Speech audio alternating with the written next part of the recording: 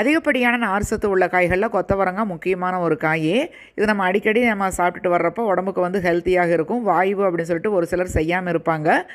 இது கொஞ்சமாக பெருங்காயத்தூள் சேர்த்திட்டோம் அப்படின்னா வாய்வெல்லாம் ஒன்றும் நம்மளுக்கு அவ்வளோக்கா தொந்தரவு பண்ணாது. நான் கொத்தவரங்காய் கழுவிட்டு கொஞ்சம் பெரிய துண்டுகளாக கட் பண்ணி வச்சுட்டேன். அதுக்கப்புறமாக கொஞ்சம் உப்பு சேர்த்து வேக வச்சுட்டேன். இப்போ இதை அரைக்கிறதுக்கு கொஞ்சமாக தேங்காய், அது கூடவே 3 வரமிளகா, கொஞ்சம் சீரகம், கொஞ்சமாக மஞ்சள் தூள் பல்ஸ் மோடில் அரைச்சி எடுத்துகிட்டு அப்புறம் பெருங்காயத்தூளும் பொட்டுக்கடலை 1 ஸ்பூனும் போட்டு தண்ணி ஊற்றாமல் கொரகொரப்பாக அரைச்சி வச்சுருக்கேன். வானிலையில் எண்ணெய் ஊற்றி கடுகு தாளிச்சிட்டு நம்ம அரைச்சி வச்சுருக்கக்கூடிய அந்த தேங்காய் விழுது அதில் போட்டுக்கலாம்.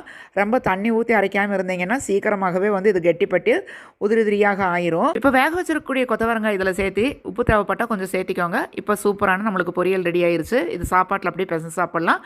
தயிர் சாப்பாடு, ரசம் சாப்பாடு எல்லாத்துக்குமே சூப்பராக இருக்கும். கண்டிப்பாக ட்ரை பண்ணி பாருங்கள். நெக்ஸ்ட் வீடியோவில் உங்களை மீட் பண்ணுறேன். வாழ்க வையகம், வாழ்க வளமுடன்.